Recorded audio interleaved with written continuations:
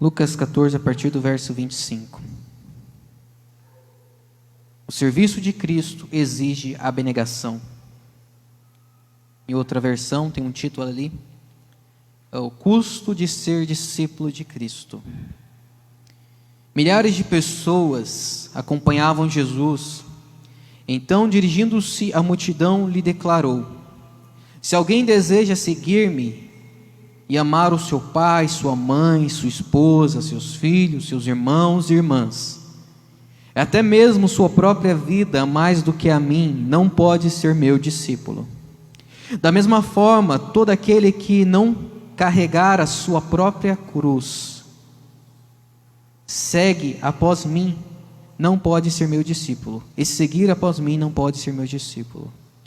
Porquanto, qual de vós, desejando construir uma torre, primeiro não se assenta e calcula o custo do empreendimento, e avalia se tem os recursos necessários para edificá-la, para não acontecer que, havendo providenciado os alicerces, mas não podendo concluir a obra, todas as pessoas que contemplarem inacabada zombem dele, proclamando: este homem começou grande construção, mas não foi capaz de terminá-la. Ou ainda, qual é o rei que, pretendendo partir para a guerra contra outro rei, não se assenta primeiro para analisar se com 10.000 soldados poderá vencer aquele que vem enfrentá-lo com 20.000?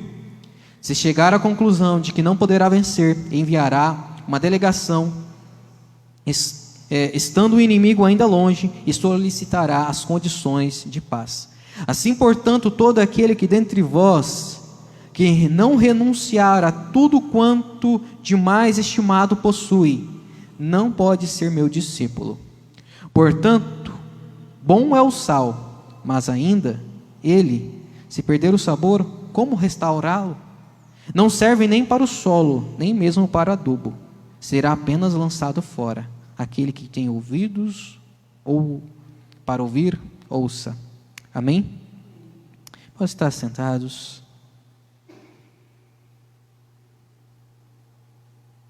Custo do discipulado, o preço, custo do discipulado de seguir a Cristo. Tudo na vida tem um custo. Para você ter saído da sua casa hoje de manhã, teve um custo, com toda certeza. Quando falamos sobre o custo, não é o custo que você está pagando. Qual que é o custo? Quantos que vai custar? 1.000, 2.000? O custo nos referimos à capacidade que temos de calcular perdas e ganhos, visando uma tomada de decisão. Ao chegar aqui hoje na igreja, ao você acordar, você toma a decisão. O que eu irei perder? Talvez eu irei perder alguns minutos de sono. Talvez eu irei perder um descanso, eu vou ter que sair da minha casa, caminhar. Vou perder alguns litros de gasolina, se eu for de carro, né, mano? Longe, por mais que seja perto, 2 esquinas, a gasolina está caro. Vou perder alguns litros de gasolina, vou ter que colocar depois. Qual é o custo de cada decisão que nós tomamos? O que eu vou perder, mas o que eu vou ganhar também ainda? Constantemente nós estamos analisando o custo de cada decisão que tomamos na nossa vida. Decisão, toda e qualquer situação em que não importa qual seja a escolha, haverá sempre perdas e ganhos. Às vezes pergunta, vamos fazer isso? Não sei. O teu não sei já é uma decisão. Você está aceitando que outras pessoas vão decidir por você. Não há momento na vida em que a gente não perca e não há momento na vida que a gente não ganhe. Toda sua escolha, toda sua decisão, cada palavra, cada pensamento, nós vamos perder alguma coisa e nós vamos ganhar alguma coisa. A vida é assim. Não há falar assim, não tem como eu ganhar tudo, não tem como eu fazer tudo, eu não posso ir para a direita e para a esquerda. Não, se você for para a direita, você não vai conseguir ir para a esquerda. Quando eu olho para um lugar, eu estou deixando de olhar para outros. Na vida é assim. Eu não conseguir contemplar e participar de tudo. Na vida tudo há uma decisão. Neste caso, calcular o custo é tomar consciência do que vamos perder e ganhar uma determinada decisão. Eu quero calcular, eu quero tomar como custo, eu quero ter a consciência de se eu sair da minha casa nesta manhã, o que eu irei ganhar? eu irei ganhar a palavra, eu irei poder louvar o Senhor, sentir a presença desse Rei, sentir a presença desse Deus tão maravilhoso. Não é os minutos de sono que eu vou perder que vai me fazer perder este culto. O que eu vou ganhar ficando em casa? No fundo, todos nós calculamos custo o tempo todo, pois sempre estamos decidindo, isto sempre quando não decidem. Afinal, não decidir também é uma decisão, como toda decisão ela tem perdas e ganhos. Não decidir, como eu disse, já é uma decisão. Os discípulos, como ato de seguir a Jesus, ser discípulo, como ato de seguir os caminhos de Jesus, é tomar uma decisão. Jesus olha para as grandes multidões que o acompanhava, e voltando para eles disse: se alguém quer vir após mim, se alguém mesmo quer seguir-me, se alguém mesmo quer seguir os meus passos, vocês vão calcular. Eu vou falar para vocês o que nós vamos passar. Ele usa o exemplo. Qual homem que ao construir uma casa não vai calcular para ver se tem um valor? Ou quanto que vai gastar, pelo menos vai estimar. Quando a gente coloca no papel, a gente precisa fazer planejamento. Aqui nos mostra que o planejamento é importante. Jesus falou assim, planeja. Tenha consciência do valor que você vai perder e do valor que você vai ganhar. Qual um rei que indo para uma guerra não calcula primeiro, não observa, não tem a consciência se realmente ele pode tentar pelo menos vencer? 10 mil contra 20 mil, peraí, não vou conseguir, eu vou mandar um comissário, rendição. Eu não quero tudo pegar de surpresa. Então, no discipulado também é assim, tenha consciência do que é seguir a Cristo. Às vezes a gente está numa igreja, a gente começa a seguir a Cristo, e as pessoas abandonam. Por que abandonam? Eu não tinha consciência do que era isso que ia me custar. Mas como não? Começou a seguir a Cristo e não calculou? Aí as pessoas falam assim mesmo, começou uma obra e não pôde acabar. Começou uma obra e não terminou. Começou a colocar a mão no arado e olhou para trás, ficou tudo torto. Não pode. Jesus falou assim, quem coloca a mão no arado nem olha para nem direita nem para a esquerda, só olha para o nosso alvo, que é Cristo. Não olha para a circunstância e não olha para as pessoas, só olha para Cristo. Eu lembrei agora uma meditação aqui, Silmara, sua, que eu falei quarta-feira, não sei se foi essa ou na outra, onde a gente tem que olhar sempre, elevar os nossos olhos para o Senhor, não para pessoas que nos ofenderam, ou não para circunstâncias que foram horríveis, mas sempre para o Senhor. Então, o discipulado, como um ato de seguir a Cristo, é uma decisão, e tem custo em nossas vidas. O pastor Jonas Madureira, em seu livro, O Custo do Discipulado, com base nesse texto, ele diz que seguir a Cristo pressupõe 3 demandas, 3 decisões, 3 custos. Primeira, observe bem, está no versículo 26. A primeiro, há um certo tipo de amor, exige um certo tipo de amor a Deus. Se alguém vir a mim e amar o pai, mãe, filho, mulher, filhos, irmãos, irmãs, até a própria vida mais do que a mim, não pode ser meu discípulo. Se você ama mais filho, irmão, pai, marido, esposa, mais do que a mim, não. Exige um certo tipo de amor, um amor incondicional, um amor dedicado somente a Deus, um amor mais elevado do que todos os outros amores que você tem. Segundo, que está no versículo 27, há um certo tipo de sofrimento. Olha o que está no versículo 27. Quem não leva a sua cruz e não me segue, não pode ser meu discípulo. Tem que estar disposto a carregar uma cruz. Não tem como eu começar a seguir a Cristo, pastor, está pesado. Sim, Jesus falou que a gente tinha que carregar uma cruz. Não queria, então não é, o cristianismo não é a sua religião. O cristianismo tem uma cruz. As outras religiões podem não ter uma cruz, aí você vai para ela. Mas o cristianismo, nós temos que carregar a nossa cruz. Temos que estar dispostos a carregar uma cruz. A cruz que Cristo carregou é muito mais pesada. E nós também temos que carregar. Quem não leva a sua cruz e não me segue, não pode ser meu discípulo. E há outro certo tipo de demanda que nós podemos ver, está no versículo 33. Há um certo tipo de desapego. Nós temos que nos apegar das coisas. Exige um amor especial. Há um certo tipo de sofrimento no cristianismo, mas também existe um certo tipo de desapego. Assim, todo aquele que dentre vós não renunciar a tudo quanto possui, não pode ser meu discípulo. Ou como em outra versão que eu li, na versão transformadora, aquilo que é mais estimado para você, aquilo que é mais importante. Se você não conseguir abrir mão e não renunciar o que é mais importante, estimado para você neste mundo, você não pode ser meu discípulo. Primeiro, então, vamos ver o custo do amor. A primeira demanda do discipulado é o amor. Não o amor geral, mas um amor específico. Pessoas podem amar a Deus como se Ele fosse o quê? Um barro, um metal, um objeto. Ou como mais uma pessoa importante que disputa a nossa atenção em relação a outros. Pessoas podem amar a Deus como se fosse um objeto, como nós amamos. Ai, como que eu amo esse controle? Como que eu amo o meu carro? Como que eu amo minha casa? Aí eu amo a Deus na mesma intensidade que eu amo o meu carro. Mas meu carro estragou? Ah, tá bom, beleza, vamos arrumar. Vou ficar alguns dias sem meu carro. Eu tenho que ficar, né? Vai fazer falta, mas eu tenho que ficar, porque ele tem que ser consertado. Pessoas conseguem amar a Deus como amam um carro. Ah, eu tenho que ficar alguns dias sem Deus? Beleza, amém. Se faz necessário, né? Tem que consertar. Como se fosse um objeto qualquer. E até mesmo pessoas amam a Deus como se fosse uma pessoa a qual está ao nosso lado. E olha que amamos a Deus ali, Jesus fala assim: se vocês amarem a mim como vocês amam seus filhos, e olha que amar um filho é uma coisa muito grande, amar o irmão, amar o pai, amar a mãe, mas se vocês me amam como ama essas demais pessoas, não quero, não são dignos, não serve para ser meu discípulo.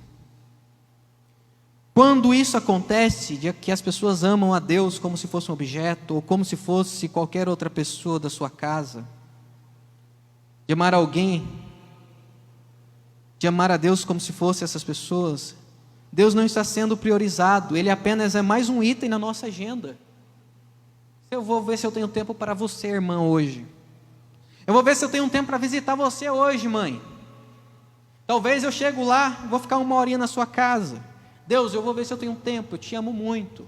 Eu vou ver se eu tenho tempo para passar na sua casa. Eu vou ver se eu tenho tempo para falar com você. Talvez 1 horinha tá bom?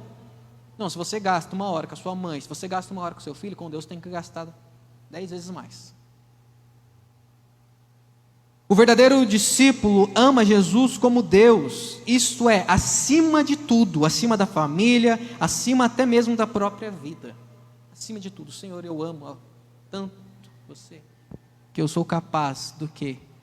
De abandonar aqueles que tentam me distanciar de Ti por amor ao Senhor.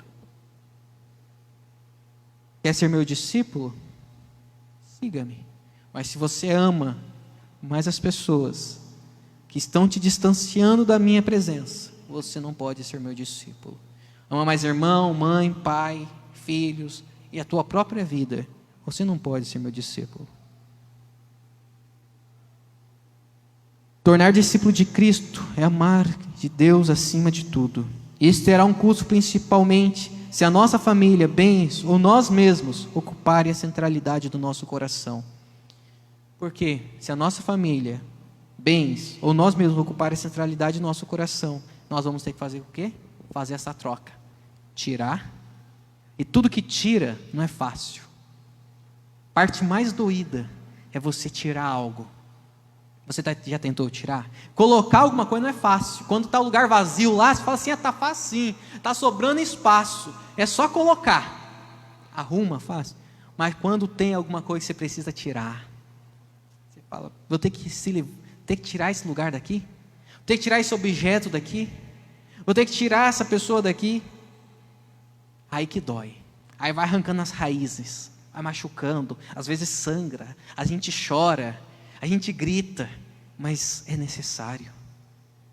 Porque se a gente não tirar, e colocar Cristo como centralidade do nosso coração, nós não podemos ser discípulos de Cristo.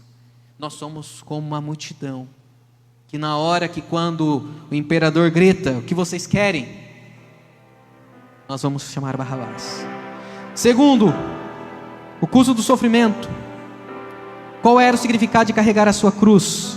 Para os primeiros discípulos que ainda não tinham visto Jesus carregar a sua cruz, onde ele seria crucificado, para eles a cruz era um símbolo de rejeição, humilhação.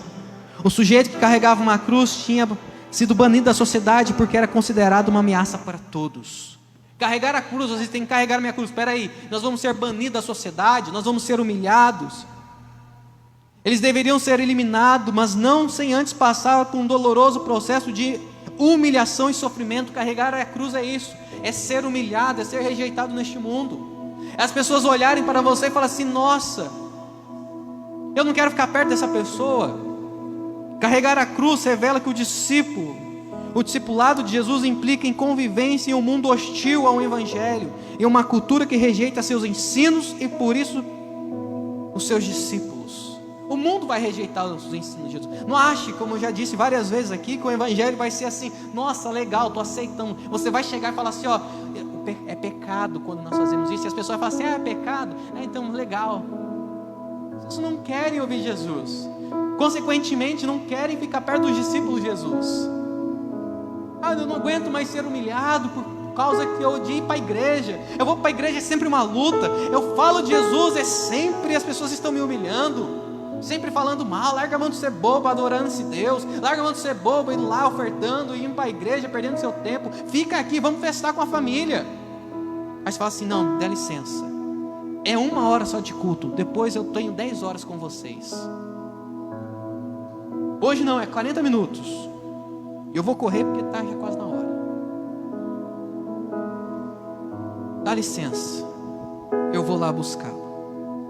Eu vou carregar minha cruz, depois vocês vão ficar falando mal. Nossa, como que a Silmara deixou aqui a família dela para ficar lá 40 minutos, depois ela vai perder 40 minutos ficar na nossa presença. Não podia deixar hoje. A gente deixa tantos outros dias, 6 dias, a gente só deixa um dia. Mas eu vou porque o que vão ficar falando, né? Eu tenho que carregar minha cruz, vou ser rejeitado, vou ser humilhado depois, as pessoas vão ficar na minha orelha falando. Seguir a Cristo. Quantas pessoas ficavam, até a mãe de Jesus não faz isso. Até Pedro: Jesus, nós não vamos deixar você ser humilhado desse jeito. Afaste de mim. Muitas pessoas, para evitar o enfrentamento, a rejeição, os discípulos de Jesus ressignificam a cruz, minimizam o poder confrontador do Evangelho, maquiam a Bíblia, maquiam as nossas igrejas locais, aceitando a cultura local, para que sejamos recebidos em diversas esferas da sociedade, sem cara feia, sabe? Já que a gente tem que fazer isso para não... Vamos amenizar o Evangelho, vamos enfeitar a nossa cruz, para não ser taxado de fanáticos, de loucos. A demanda de sofrimento é inerente ao discipulado. Forjamos uma cruz para nós mesmos. A cruz de Cristo é muito pesada. Eu acho que eu não posso pegar uma cruz menorzinha, pastor. Eu não posso pegar uma cruz mais bonitinha, que não vai escandalizar o povo. Não, a cruz é horrível. A cruz é sinal de rejeição. A cruz é sinal de humilhação. A cruz é sinal, muitas vezes, que nós estamos carregando uma cruz. Nós seremos humilhados, nós seremos rejeitados. As pessoas vão nos olhar com cara feia, sim, mas é o custo do discipulado. Está calculando aí? Está colocando? E terceiro, o custo do desapego. Último golpe. Trata-se de um golpe fatal em nossa dependência, de todas as coisas que criam em nós um vínculo de pertencimento ao mundo. Os vínculos com as coisas que possuímos são potencialmente a razão pela qual muitos são incapazes de seguir a Jesus. Abandona tudo que você tem, jovem rico. Venda tudo e dá aos pobres. Esse vínculo com a minha riqueza é muito grande. Jesus, tchau, jovem rico. Qual que é o teu vínculo com este mundo? O objetivo do discipulado é nos conduzir para o reino de Cristo, transformando-nos em peregrinos neste mundo, discipulado, aprender. Ser discípulo, aprender constantemente. E qual que é o discípulo? Levar a você a ser transformado e a participar do reino de Deus. Quem não participa do discipulado de Deus, não pode entrar no reino de Deus. Quem não vai começar a abandonar as coisas deste mundo, a estar consciente de carregar a sua cruz, ou a amar a Deus acima de todas as coisas, não poderá ir para o reino de Deus. Não poderá seguir a Cristo onde Cristo está, que é o trono do nosso Deus Pai. Por essa razão, o discipulado é um movimento que deve começar com a rendição e submissão a Jesus, a sua palavra. Reina sobre mim, Senhor. Eu me rendo a Ti. Nos rendemos a Ti. Que eu possa Te amar acima de todas as coisas. Me ajuda a amar, a não colocar a minha família, nem meus filhos, nem meus pais, nem qualquer familiar, nem qualquer pessoa acima do Senhor. Me ajuda a carregar a Tua cruz, mesmo que eu seja rejeitado, humilhado, mesmo que as pessoas olhem com cara feia para mim, não vou ligar. É importante as pessoas olhar cara feia para mim, mas não o Senhor. Eu quero que o Senhor esteja com os seus olhos atentos sobre mim. Eu quero abandonar aquilo que é importante neste mundo. Os discípulos de Jesus são como plantas que foram removidas com raízes de sua cultura egocêntrica, e em seguida foram transplantadas para uma cultura cristocêntrica, Cristo no centro. Agora você foi colocado, plantado em outro lugar, você foi arrancado com as suas raízes, foi tirado do solo de pecado.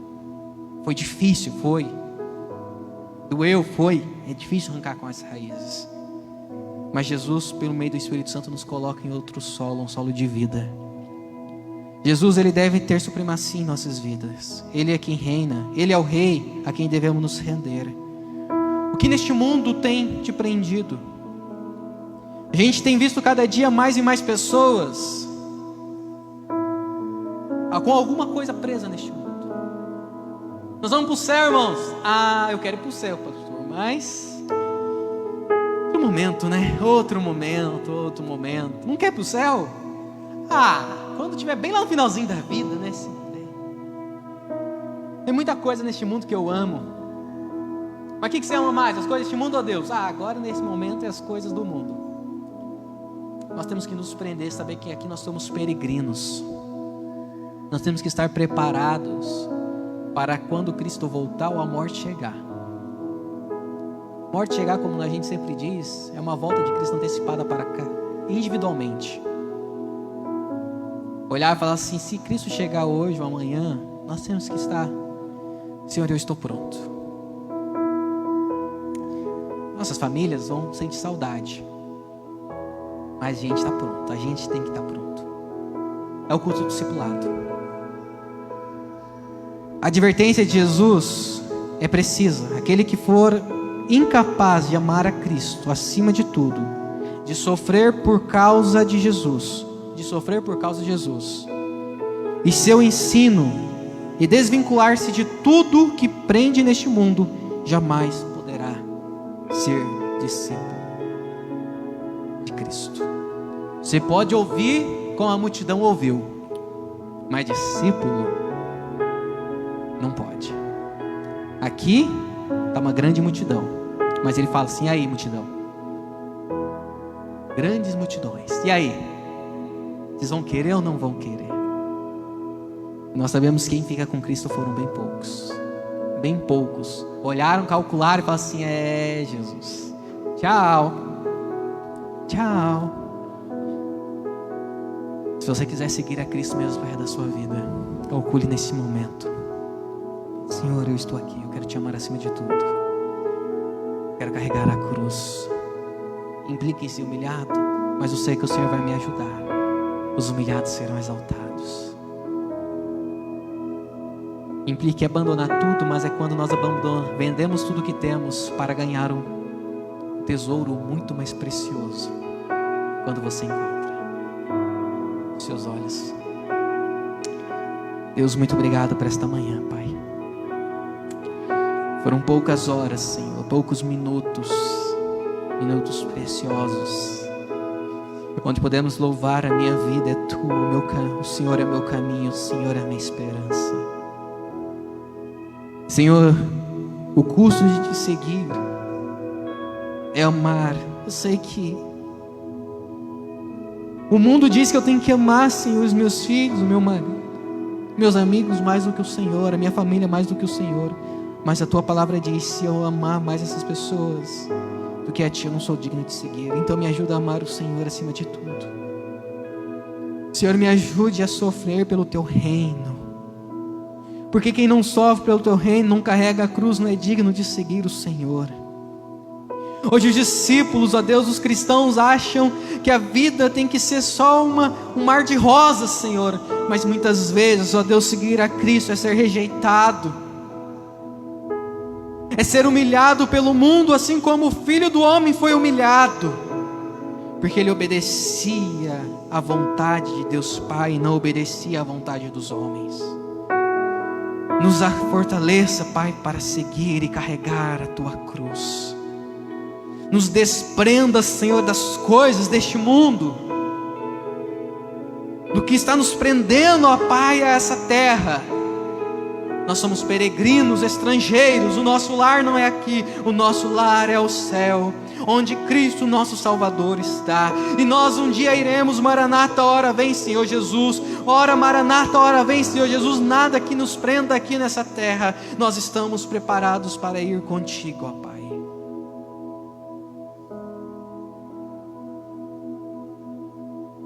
Aquele que não deixar aquilo que é mais importante para ti não é mais digno, não é digno de seguir-me. Vai tocando em nossos corações, Pai, nesta manhã, neste dia de domingo, nessa semana, que nós possamos calcular, ó Pai, em nome do Senhor Jesus. Amém. Vamos orar pelos dízimos, pelas ofertas, encerrando o nosso culto nesta manhã. Senhor, abençoe cada dizimista, cada ofertante, pessoa que tem contribuído nesta obra, Pai, para que ela continue, Senhor, ela não pare. Nós temos feito melhorias, ó Deus, para o teu reino, para fazer o melhor cada dia mais e mais para ti, Senhor. Que o Senhor abençoe cada pessoa que tem sido fiel a ti, com suas finanças. O Senhor tem dado trabalho, o Senhor tem dado renda, pão de cada dia. Elas têm demonstrado, Senhor, sido gratos a ti, gratidão a ti, com a fidelidade deles, ó Deus, com a oferta, com a alegria no coração. Que a graça de Cristo Jesus, o amor de Deus Pai, a comunhão e a consolação do Espírito Santo de Deus seja com todos nós, desde agora e para todo sempre. Amém.